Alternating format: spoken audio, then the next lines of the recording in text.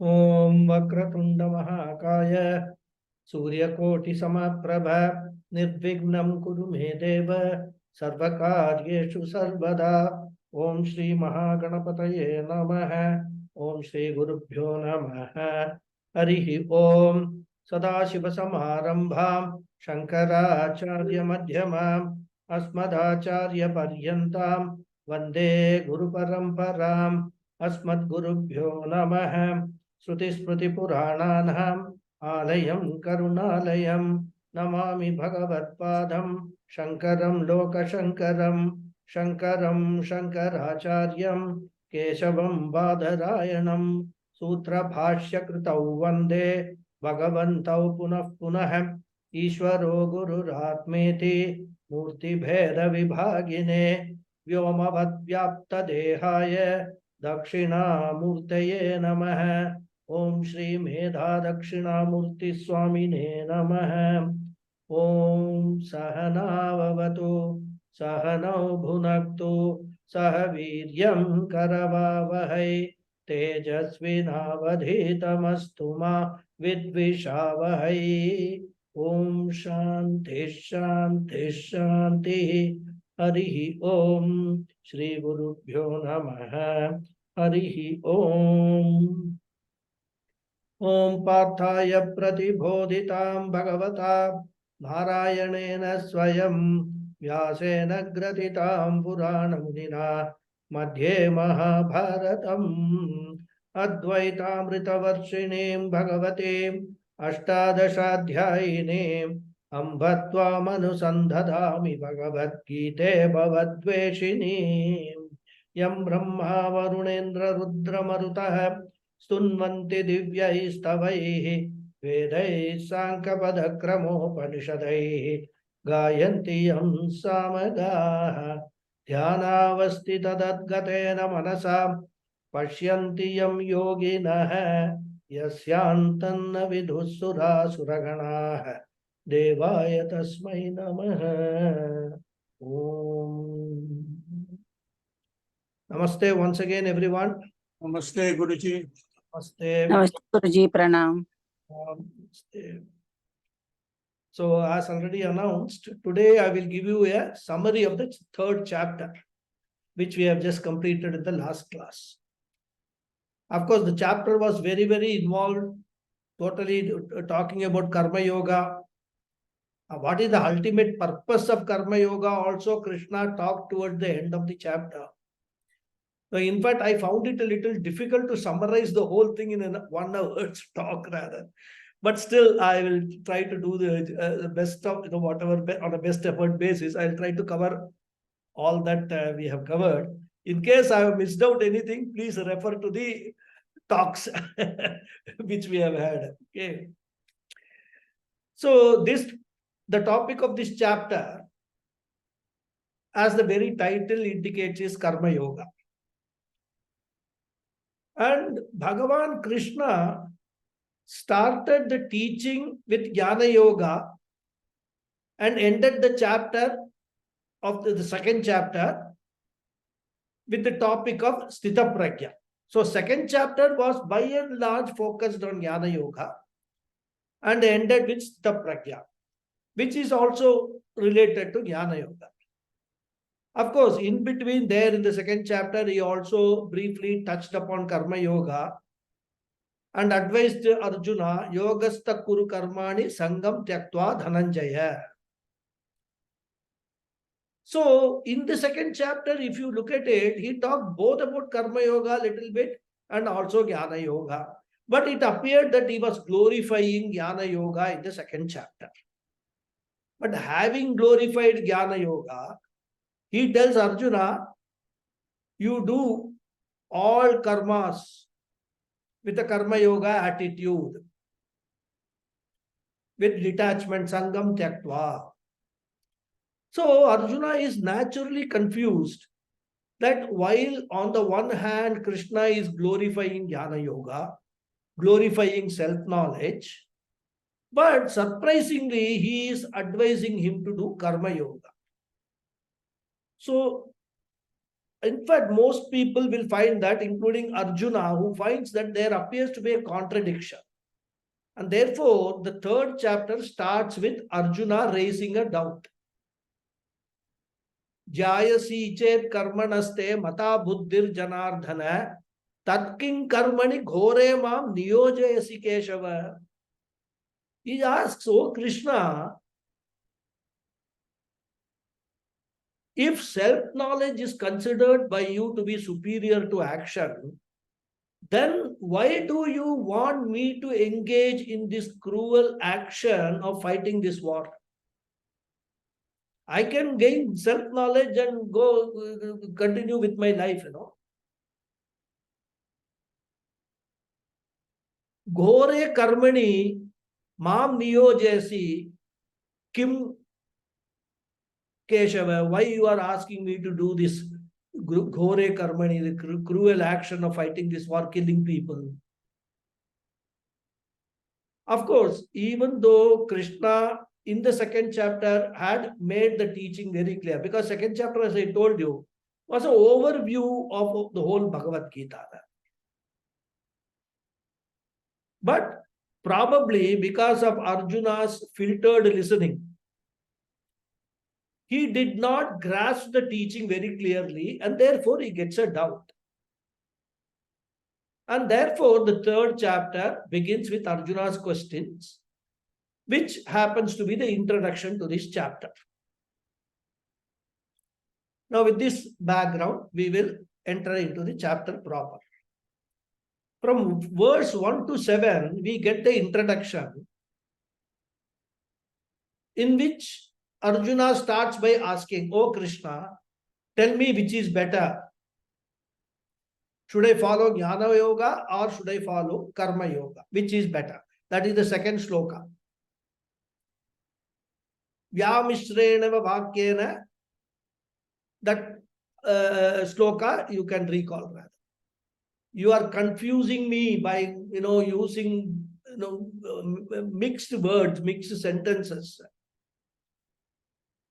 So he is saying, Krishna, if you consider Jnana Yoga is better, then please do not ask me to fight this war, especially the war which is going to be heavily destructive.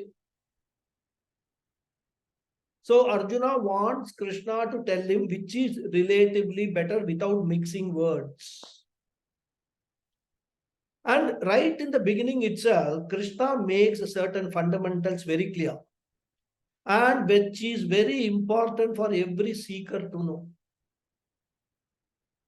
And the points that we have to note in this context are, first one and most important, there is no choice between Karma Yoga and Jnana Yoga. Therefore, we can never ask the question which one is better, because the purpose of the two are totally different. And more importantly, our scriptures are very clear that Jnana Yoga is the only means for liberation, only means for moksha. Then the next problem is that if I have to take to Jnana Yoga, I have to possess the required qualification in the form of purity and maturity and detachment to a sufficient degree, which many of us do not have at present. Even Arjuna did not have at that particular point in time. Therefore, one has to acquire this qualification before entering Jnana Yoga. And these qualifications can be acquired only through Karma Yoga. There also there is no choice. So the qualifications can be acquired only through Karma Yoga, and moksha can be acquired only through Jnana Yoga. So Karma Yoga successfully pursued makes you fit for Jnana Yoga. And therefore, there is no question of choice between the two. Both are equally important.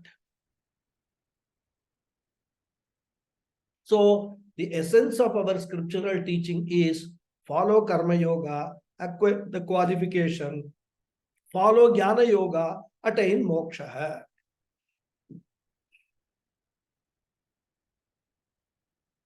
And all other sadhanas prescribed in other systems like Ashtanga Yoga, Japa Yoga, meditation, etc., for gaining these qualifications will all fall under Karma Yoga only. Any yoga you name, it will fall within the fold of Karma Yoga. Therefore, Krishna is implicitly telling Arjuna, your question itself is wrong. Never ask which yoga is better. You have to follow both. But you have to start with Karma Yoga because that is where you will acquire the qualifications for Jnana Yoga. Then Krishna goes on to tell Arjuna, even though there is no choice between Karma Yoga and Jnana Yoga, there is a choice with regard to the lifestyle that you should take to. There is something called Pravritti Marga. Pravritti Marga means life in the society with family, children, activities, earning, possessing. All this will come under Pravritti Marga, the path of growth. The path of growth and acquisition. And there is another lifestyle which is called Nivritti Marga, the path of renunciation, the path of giving up, where I do not take any responsibility, no family, no possession, no work, nothing. That is the life of a sannyasa. So one is called Grihastha Ashrama and another is called Sannyasa Ashrama. And Krishna calls these two as Nishta. Lokes means Dvivida Nishta, he says. Nishta means a way of life. So between the two ways of life, between the two Nishtas, you have a choice.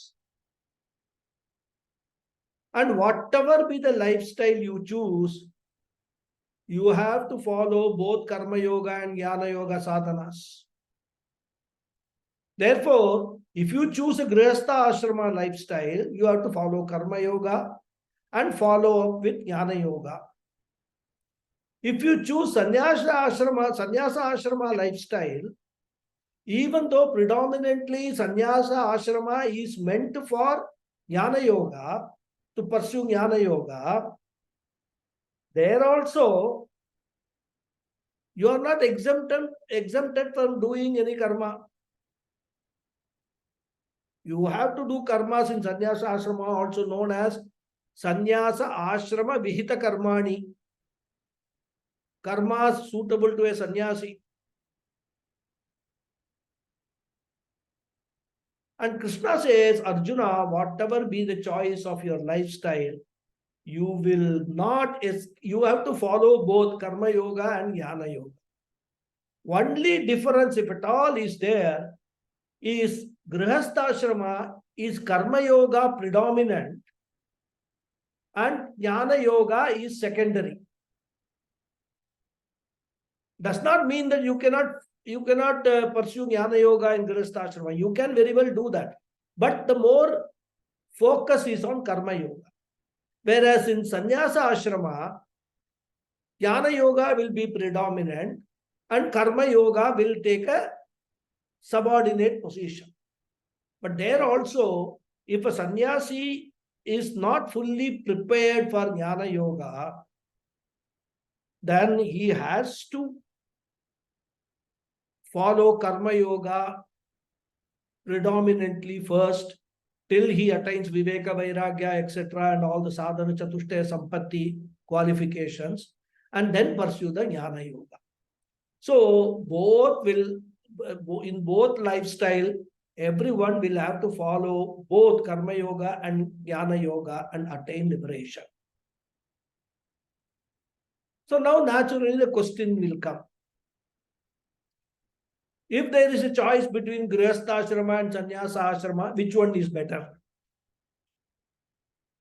And Krishna openly says that between the two ashramas, Grihastha is better for almost all the people to acquire the necessary qualifications for Jnana Yoga. Because the danger is, if an unfit person takes to sannyasa ashrama, not only that he will find it, because sannyasa ashrama is a one-way street. Once you have entered sannyasa ashrama, there is no question of going back to grihastha ashrama. And then he will find it so uncomfortable in sannyasa ashrama if he doesn't have the required qualifications. There is a danger that it will bring down the very glory of sannyasa ashrama and in the society rather. Sannyasis will become a laughing stock.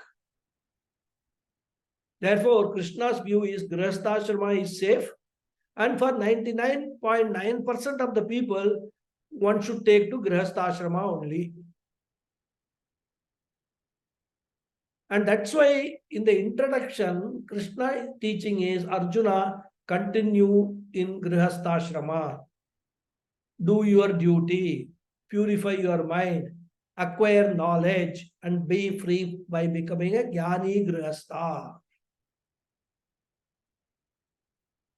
A jnani grihastha is liberated and is superior to an ajnani sannyasi. So this is the introductory portion, and the most important mantra is Lokesmin Dvividha Nishta Rapo Prokta Mayanaga Yana Yogena Sankhyanam Karma Yogena Yoginam. So two lifestyles are there. Take to any one lifestyle. Follow both the sadhanas, Karma Yoga and Jnana Yoga, and be free. This is the summary of verse from 1 to 7.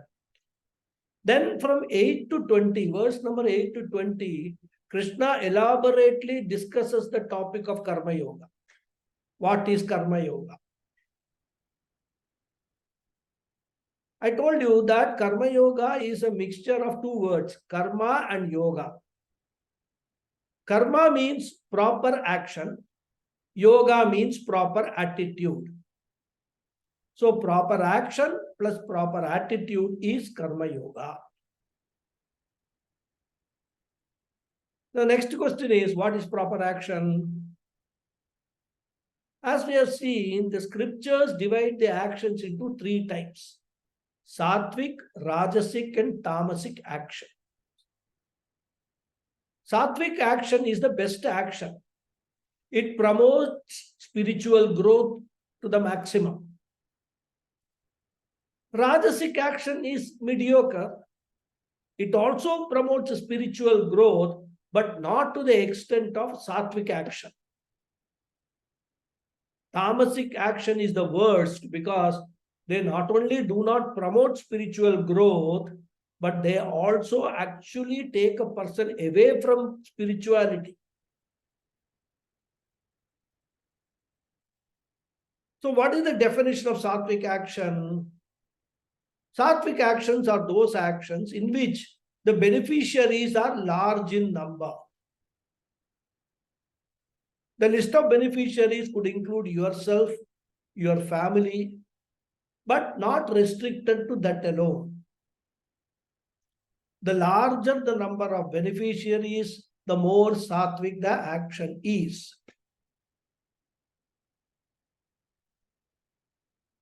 And Rajasic action is that action in which the beneficiaries are lesser, probably confined only to the family, or in some cases not even the family, only to myself. I am not bothered about anybody else in the family. Utterly selfish actions, they will come under Rajasic action. They could be dharmic actions. Does not mean that they are adharmic action. There could be dharmic action, but selfish action. And tamasic action, as we saw, is a harmful action in which I get the benefit at the cost of harming other people. So Krishna says, Arjuna, a karma yogi will take to more and more of sattvic action. And the scriptures themselves prescribe Panchamahayajnas as a set of sattvic actions. We saw Panchamahayajna in great detail. So you can just recollect all that we discussed on the topic of Panchamahayajnas. That is proper action. Then Krishna talks about proper attitude.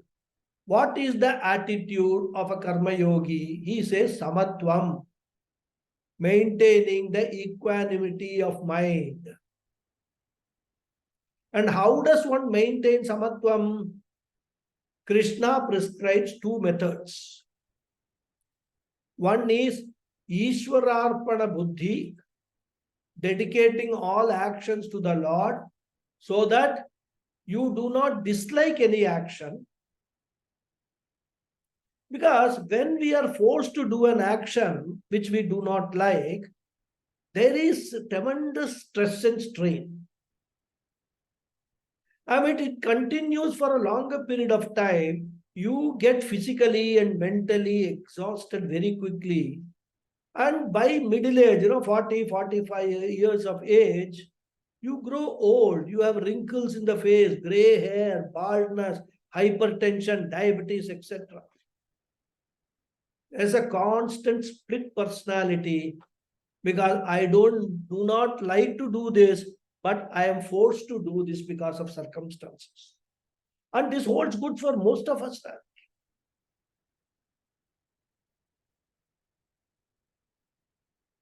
So therefore, one has to develop a proper attitude towards doing any action. So in Karma Yoga, what we do is, if I cannot get the action that I like, get to do the action that I like, then I learn to like whatever action I have to do. If I cannot get a job that I like, better I learn to like whatever job I get. And how do I develop that liking?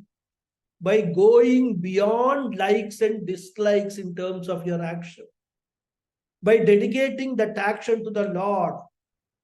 And as a bhakta, as a devotee, whatever action I do it with a sense of reverence, with a sense of an offering to the Lord.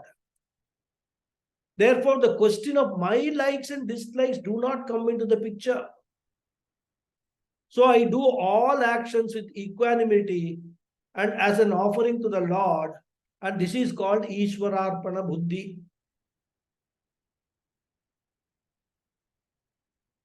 Attitude is same, whatever action I do. That's why I said it transcends the likes and dislikes. The only way is you do something and dedicate to the Lord. But is that sufficient? That's only one part of the Karma Yoga. While on the one hand, I am a karta when I am doing an action, I am also a bhokta, reaping the benefits or reaping the results of my actions of past and present. Constantly this is going on. On the one hand, I am doing action. On the other hand, I am getting results of actions. Whether it could be results of actions done now, done in the immediate past, or in the previous janma also. And some of those results also will be to my liking, and some will be not to my liking because they will give me unpleasant experiences. And those unpleasant experiences also have the potential, or in fact, they will cause stress and strain, triggering a lot of negative reactions like anger, jealousy, etc. The only way to avoid the negatives is learning to accept all experiences, whether positive or negative, as Ishvara Prasada. Thus, as a karta, I develop Ishwararpana Buddhi. As a bhokta, I develop Prasada Buddhi. So, Ishwararpana Buddhi plus Prasada Buddhi is equal to Samatvam, equanimity. Here, of course, The word buddhi doesn't refer to intellect, it refers to the attitude, the bhavana.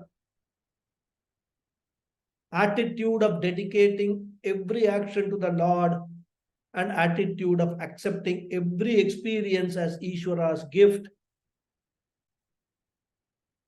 As Krishna said in the 48th sloka of the second chapter, Yogastha Kuru Karmani Sangam Tekta Dhananjaya Siddhya Siddhyo Samo Bhutva Samatvam Yoga Uchyate.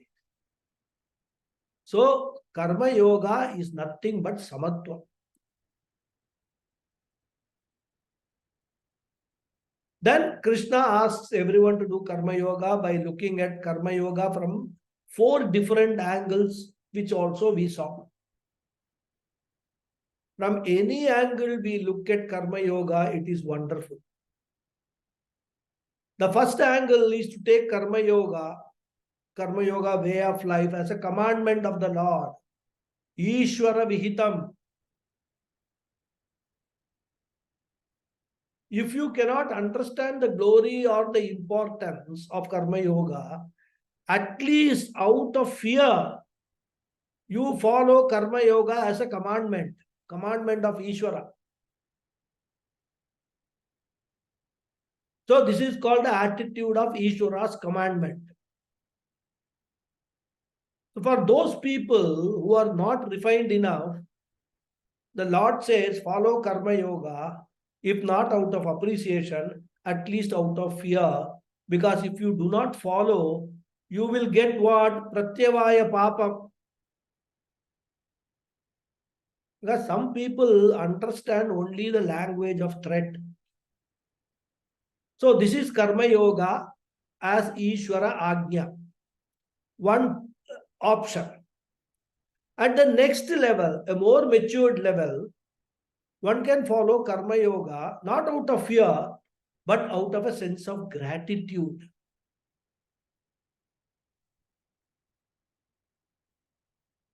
Follow this way of life as an offering to the Lord, as a yajna.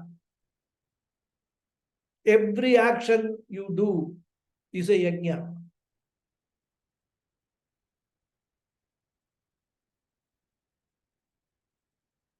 As Swami Chinmayananda says, what all you have got in your life is a gift from God to you. And what actions you do is an offering, a thanksgiving from you to the Lord. So this is the second angle of Karma Yoga. Then the third angle that Krishna presents is Karma Yoga as Shodakam, Chitta Shodakam. Shodakam means purifier, cleanser. Whether you take it as a worship of the Lord, whether you take it as Ishvara's commandment, it does not matter. Karma Yoga is best method for cleansing your mind of all impurities like Raga, Dvesha, Kama, Krodha, Lobha, Moha, etc. So Karma Yoga is Shodakam. It is a great purifier. Then the fourth angle of Karma Yoga that Krishna presents is Karma Yoga as Dharma. Karma Yoga is the only way by which the cosmic harmony can be maintained, ecology can be maintained, environment can be maintained, social harmony can be maintained. When you follow Karma Yoga as a Dharma, you are in tune with the entire cosmic order.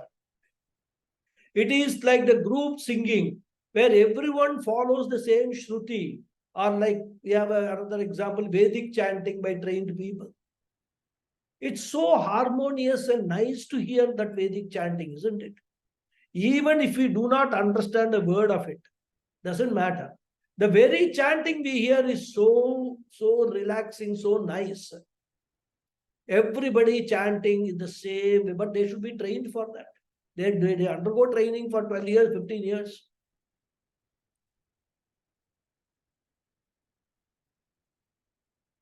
So a Karma Yogi's mind is so expanded that he appreciates the cosmic orchestra, the cosmic harmony, and lives in abundance of that. When you violate the harmony, it is called adharma. Therefore, you have choices: follow karma yoga as agnya, follow karma yoga as yajna, follow karma yoga as chitta shodakam, or follow karma yoga as dharma. Whichever aspect appeals to you, take to that aspect. But bottom line is follow karma yoga. And this is the beautiful teaching from verse number 8 to the first line of verse number 20. Then from 22nd line up to verse 29, Krishna talks about the duties of a jnani.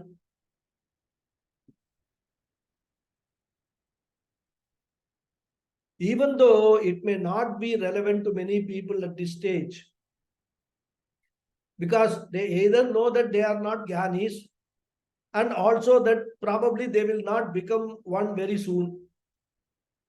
Still, Krishna wants to talk about the duties from which we get a very valuable corollary also.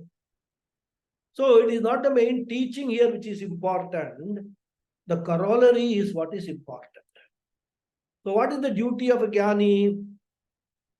Krishna says, a jnani does not require to do any sadhana because he has already accomplished the sadhyam, the goal, moksha. Because a means is required only to accomplish the end. After accomplishing the end, the means become irrelevant. Therefore, jnani does not require karma yoga. Jnani does not require jnana yoga. He does not require to do puja. He does not require to do any japa. He has become niragni already. So he need not do any homa, etc., agni karyam. And he also does not require to do any tapas. For a jnani, there are no do's and don'ts. Totally liberated. So what Krishna is trying to point out is, even though a jnani does not require any discipline, all the other people in the society being ajnanis, they all require discipline. And therefore, as long as the jnani is in the society, he should follow the disciplines to serve as a model to other people. Because jnani being great, the whole society will be looking up to him as a role model. The society wants to emulate him, imitate him, follow him. And if the jnani drops all the disciplines, the society, which is already lazy and eagerly waiting for some excuse to lead an undisciplined life. Therefore, Krishna says, Arjuna, even if you are a jnani, better do your duty. Not for your sake, but for the society's sake. Do not confuse them. And the reason why Krishna brings it here is, Arjuna may be thinking that Krishna doesn't know me actually. I am already a jnani. So I need not fight this war. Let Krishna finish, I will tell him. I know I have learned Jnana Yoga in the second chapter. I have become a jnani, so I don't need to fight this. So in order to counter that, Krishna brings it very cleverly. That even if you claim you are going to be you are a jnani, you will have to fight this war. Because if you run away, there will be no warriors. Everybody will say, if Arjuna can run away, people may not know that Arjuna is a jnani or not a jnani. But all that they will see is Arjuna is running away from the war. So they will say, why can't I also run away? This is what happens, isn't it? If some elderly person in the family does something, everybody else gets an excuse to do the same thing, whether if it is a wrong thing especially. Good things they will not follow. But if an elderly person does something wrong, they will say, oh, he is doing it, I will also do it. Therefore, Krishna says, Even if you are a Jnani Arjuna, better do your duty, not for your sake, but for the society's sake, and do not confuse them. This was said in Shloka 21.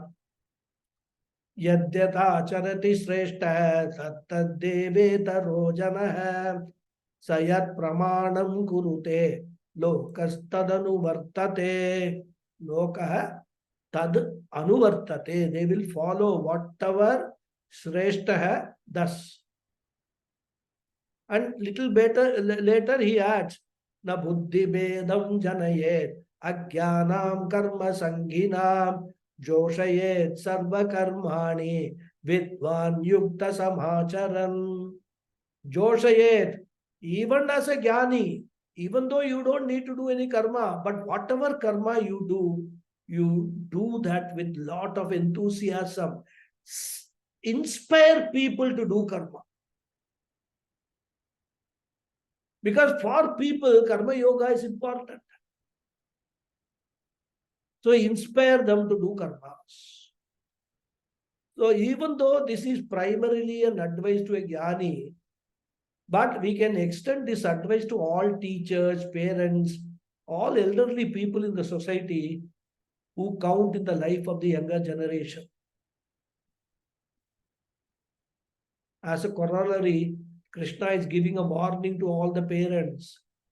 Watch your life. Because even though you do not say directly anything directly to the child is watching. The audio visual effect of what you are doing is more powerful than any number of advice that you give to the child.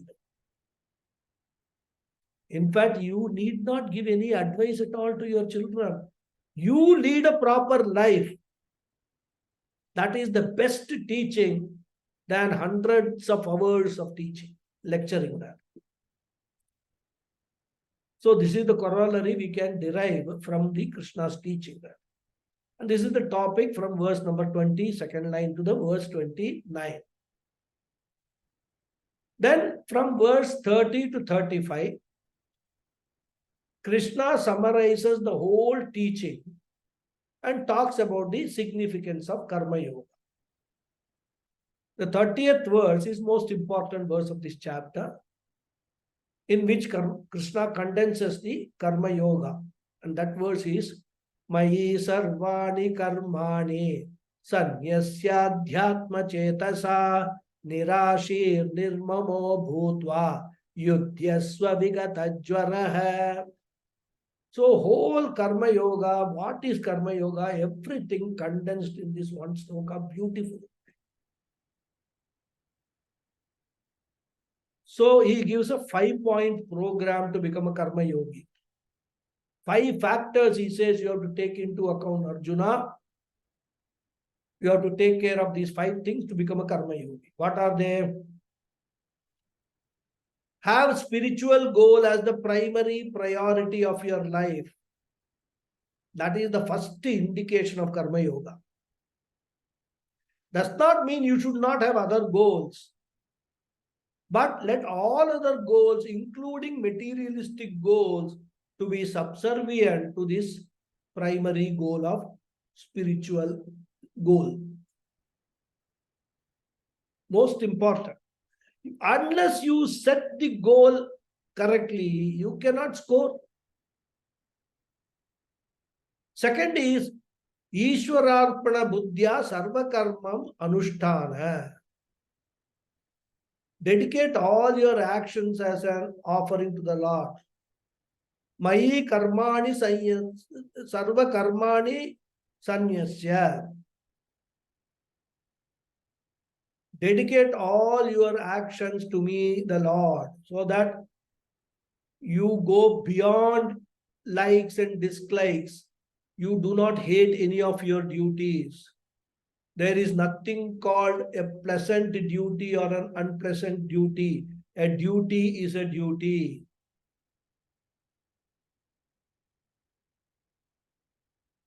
And that is why, we find nurses in the hospital, patient care workers, they do duties, tasks which we will, shudder to even think of doing that. They have to clean the patients, so many things, but they take it as a duty and do it. That is the typical attitude we have to develop. So make every duty pleasant by dedicating it to the Lord. Mayi sarvani karmani sanyasya. Convert work into worship. Then number 3 is nirashihi. Means be prepared for all types of future situation. Because future is unpredictable and totally not under your control. In making your future, there are many factors. Only one of them is your contribution. All other factors which influence your future is not under your control. You are only one of the factors. So this is the preparation, the third factor of Karma Yoga. And what is that? That preparation is Prasada Buddhi. So whatever action you do, even though you have dedicated all your actions to Ishvara, that gives you a sort of equanimity so far as your action is concerned. You don't claim, oh, I have done this, I have done this. I am only an instrument who has performed this action and dedicated to Ishvara. Whatever Ishvara asked me to do or has made me capable of doing, I am doing. But the results of that action, when they come, I receive it with Prasada Buddhi, with the full understanding that I don't have control over the results. Second chapter, go back. Karmanyevadhikaraste ma phaleshu kadachana. So your prayer is, oh Lord, bless me with all that I deserve, which is favorable. If it is going to be unfavorable, give me the required mental strength and also physical strength to accept that result and work to improve the future. So this is called Prasada Buddhi, or preparedness to accept the future. Then there is no anxiety at all.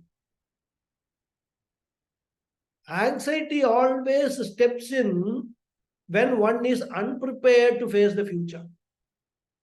What will happen? What will happen? Then the fourth condition or factor is nirmamaha. Recognize the fact that in any success, as I said, you are only a part. There are infinite factors other than you which determine your success, which all put together, we call it Daivam, cosmic powers. Once you have this attitude of understanding that I only play a small part in whatever I have achieved, then humility automatically comes. Nirmamaha means humble. One of the hallmarks of a karma yogi is humility. And the fifth and final factor is vigata jvaraha. Maintain mental poise, mental equanimity, mental balance, which of course is extremely difficult. But if the first four factors are followed, the fifth factor is almost a natural consequence. Vigata jvaraha. Avoid mental feverishness. And all this put together is called samatvam. They will all lead to equanimity of mind. So these are the 5 factors.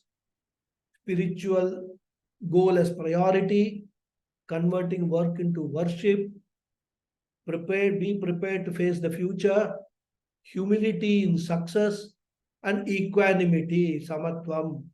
And if you are able to follow all these 5, you are a karma yogi, and the benefit is your mind will get purer and purer and purer faster. So this is the essence of the 30th sloka, in which Krishna summarizes entire karma yoga topic. And then he points out that whoever follows karma yoga has spiritual success, and who does not follow karma yoga is spiritually doomed. Ye me matamidam nityam anutishtanti manavaha shraddhavanto na suyantaha muchyante tepi karmabhihi ye tvedadabhyasuyantah na anutishtanti me matam sarvajnana vibhudanstan vidhi tan vid sarvajnana vibhudanstan vidhi nashtana chetasah. So those who do not follow karma yoga, he says they are spiritually doomed. They may get some material benefit, but ultimately they are spiritually lost. They won't get peace of mind. And with this, Krishna concludes the summary of Karma Yoga from verse number 30 to 35. Now, verse number 36 to 43 starts with Arjuna asking a question: what is the obstacle to the pursuit of Karma Yoga? In spite of knowing its superiority, what prevents people from following Karma Yoga is the question. And Krishna says, Kama yesha krodha yesha. The main obstacle is Kama and Krodha, otherwise what we call Raga Dvesha. And this Kama Krodha, he says, is an insatiable and sinful enemy. And in the process, he expounds the whole process through which desires are created, nourished, which eventually leads to the destruction of the discriminative faculty, which is a very important inner wealth for a spiritual seeker. So therefore, the question is how to handle this Kama Krodha. Krishna deals with the problem of Kama, materialistic desires. He does not talk about Krodha because according to Krishna, and also it is a fact, that Krodha or anger is only a modified version of Kama or desire. Obstructed desire is anger. Therefore, if we know how to handle desire, we can handle Krodha or anger.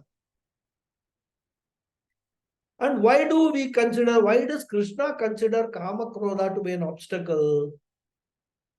Because the more you feed Kama or desire, the more it grows.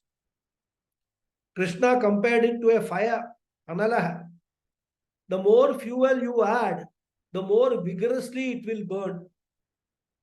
When one desire is fulfilled, 10 new desires surface. And it's an endless process which consumes so much time and effort, which act as obstacles for spiritual activities. Therefore, one should learn to handle. There is a need. In spiritual pursuit, there is a need to handle the desires. Does not mean one should not have a desire, but one should know how to manage those desires. Especially materialistic desires, one should totally avoid. Best way to avoid materialistic desires is accept everything that comes your way, whether good, bad, very, large amount of wealth comes your way. Suppose prasada, Ishwara prasada buddhi, accept it. Poverty comes your way, accept it with Ishwara prasada buddhi. I must have done something wrong in my past life. for which I am now paying the price for it.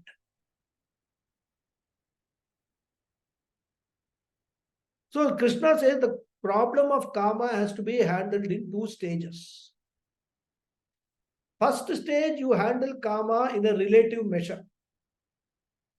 And in the second stage, handling it is in the absolute or total measure. So the first stage, he says, one has to follow threefold disciplines. Damaha, mastery of sense organs. Shamaha, disciplining the mind or thought pattern. And Vivekaha, using the discriminative faculty of the intellect to distinguish what is permanent, what is impermanent, and drop the identification with all impermanent things and beings. So by these methods, we learn to handle the problem of karma. That's why he talked about control over the sense organs, how one can control over the sense organs, gain control over the sense organs. Then control over the mind, the thought process. We also saw that the very first thought which comes on any matter is due to the vasanas, which we carry forward from the previous janmas. That's why, Krishna said that you cannot avoid that. Your behavior will be as per your vasanas.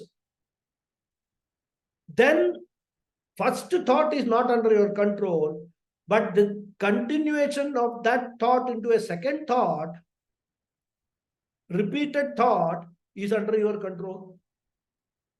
So if that thought is a thought which you evaluate as an undesirable thought, nip it in the bud. So these 3 things he talked about: Damaha, Shamaha, and Vivekaha.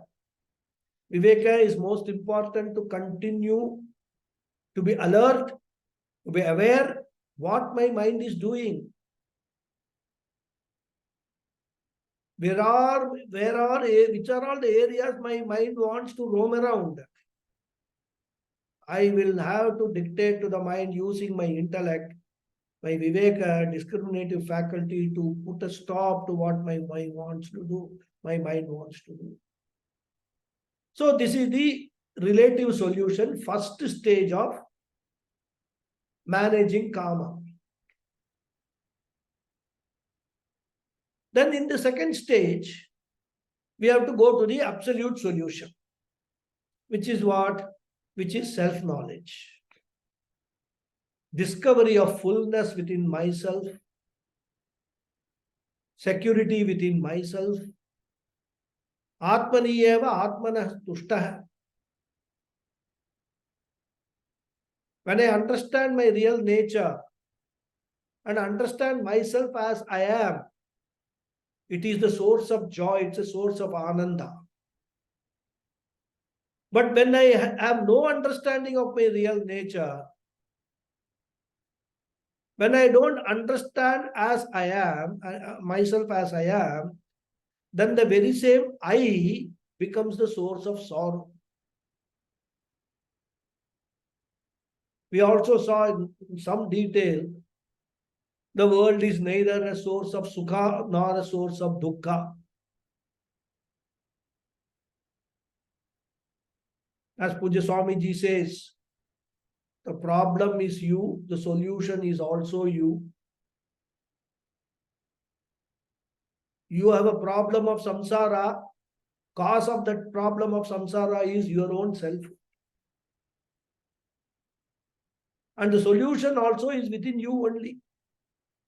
Don't look for solution outside you, because there is no solution outside you available in the world to help you out of samsara.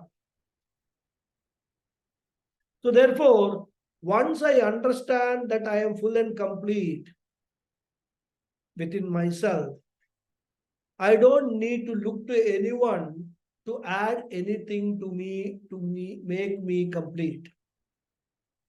Aham Purnaha. I am like an ocean. Let any amount of rivers come and join me.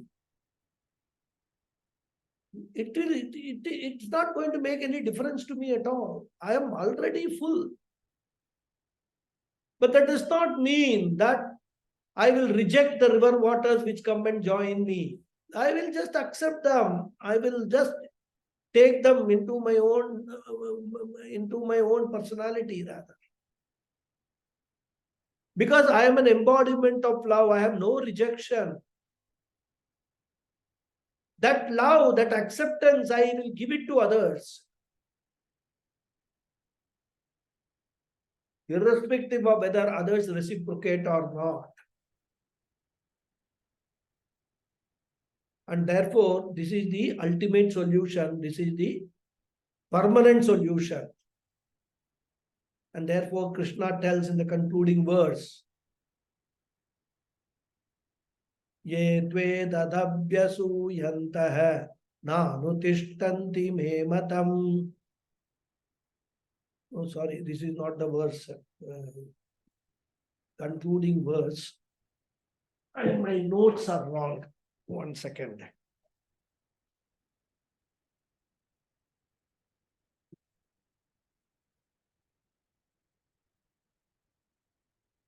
Evam buddhe param buddhva samstabhyatmanam jahi shatrum mahabaho kamarupam durasadam. So what he is saying is, by gaining self-knowledge and discovering fullness, karma can be taken care of for good. And consequently, krodha also can be taken care of. And with this, Krishna has answered Arjuna's doubt. And with this, Krishna's discourse on Karma Yoga is over. And since Karma Yoga is the main theme of this chapter itself is titled Karma Yoga. And I also ended the chapter of Karma Yoga with a beautiful example, which one must go through again and again, because one of the problems that many of us face is stepping into Jnana Yoga, unknown territory. There is a fear. There is a fear that I am going to lose my identity if I become a Jnani.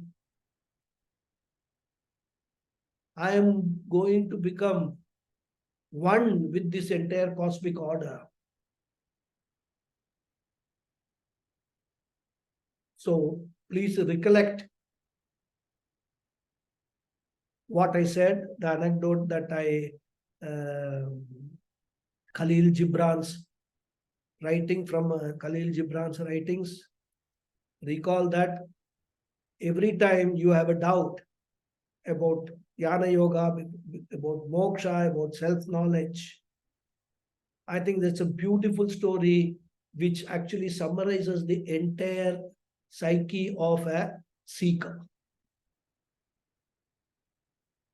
So with that, I'll complete this summary. I'm happy that I've been able to complete it in an hour's time. I'll say the prayers now.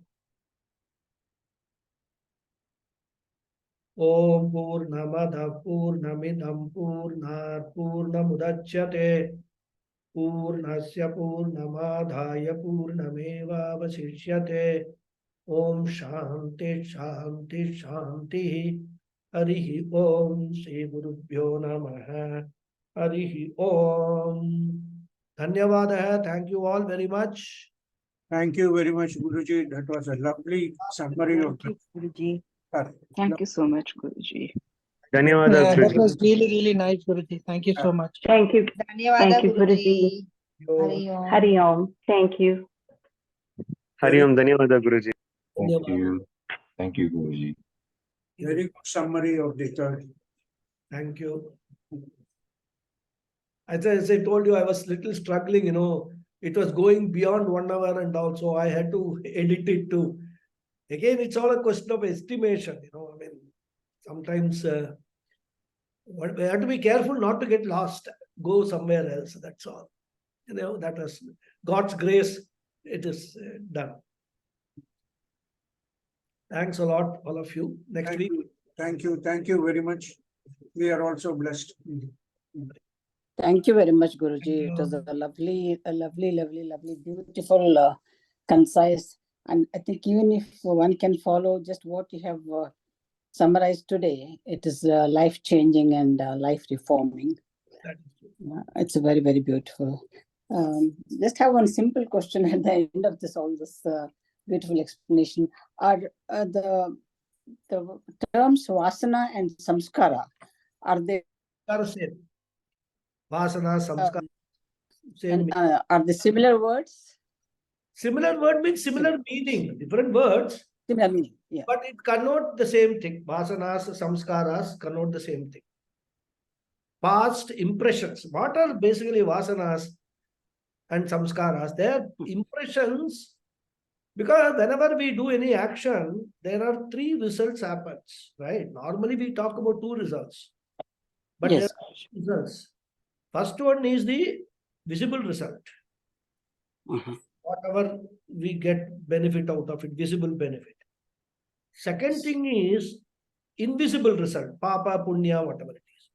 The third Yes. one is, by that action, an impression is created in our mind. Right. When you repeat that action again and again and again, that impression gets stronger and stronger. That impression is called a vasana or a samskara. And that impression actually propels you to do the same action again and again. Right. Okay. That is It why could be both positive or negative. both positive and negative. I gave the example of a smoking. Right? Apart from the physical, whatever benefit, so-called benefit the smokers try to derive, there is a samskara which gets built in. So it forces them to go again for smoking again and again and again.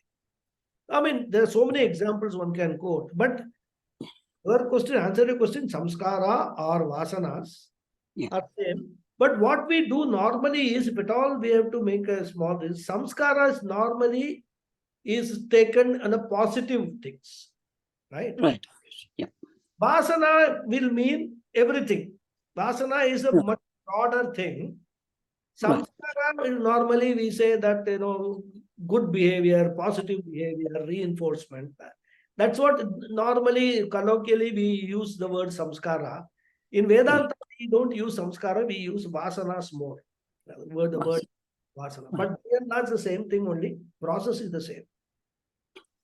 And also talking about the first thought that comes to us is because of our purva vasanas. So this vasanas, does it always mean something that we have done or acquired in our previous life, or it could be from this life as well, or Yesterday.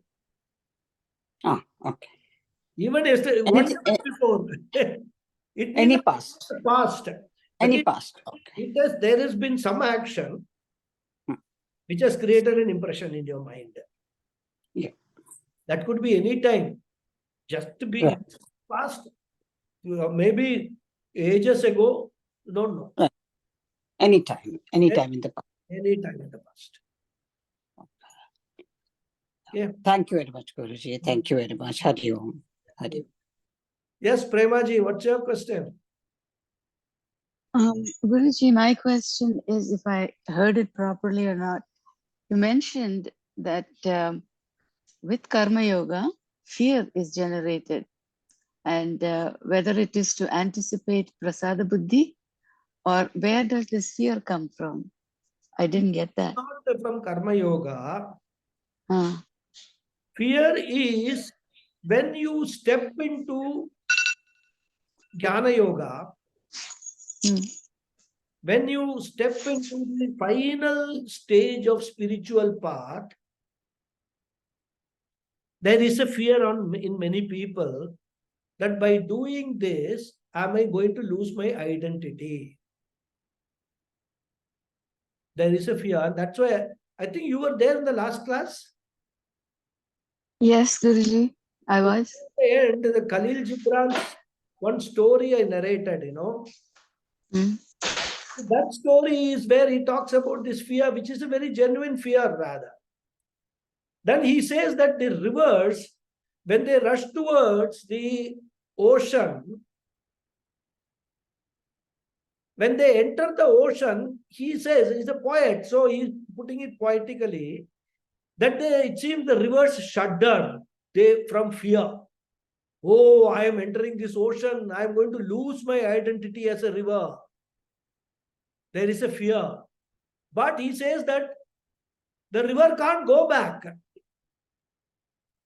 It has to enter the ocean. It has to become one with the ocean. It has to lose its identity. And that is the journey, spiritual journey of every jiva. Whether it happens in this life or in some future life, that is the end of every jiva. It has to happen like that only. So, whether it is in this life or another life, because many people don't come to Jnana Yoga, they don't study all these things because somewhere they have heard. By doing all these things, you will have to give up your family, you have to do this, you have to do that, and all that. That a fear grips them. If I have to do all these things, you have to become a sannyasi, then you have to live. You cannot get what you want. You will have to live on what you get. Sometimes you may not get food. Nobody will give you bhiksha. You have to starve.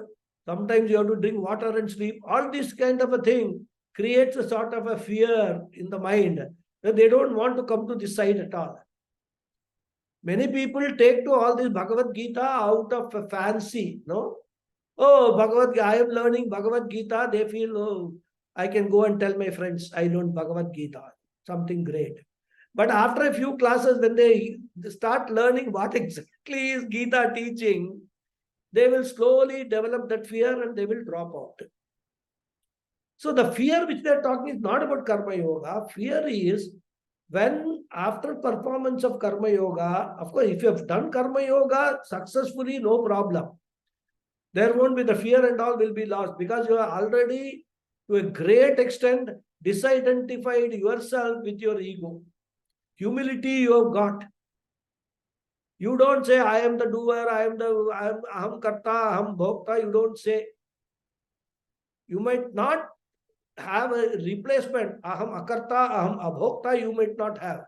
But to the extent at least, this identification with this body, mind, sense complex, the strong identification will get diluted to a great degree after successful karma yoga.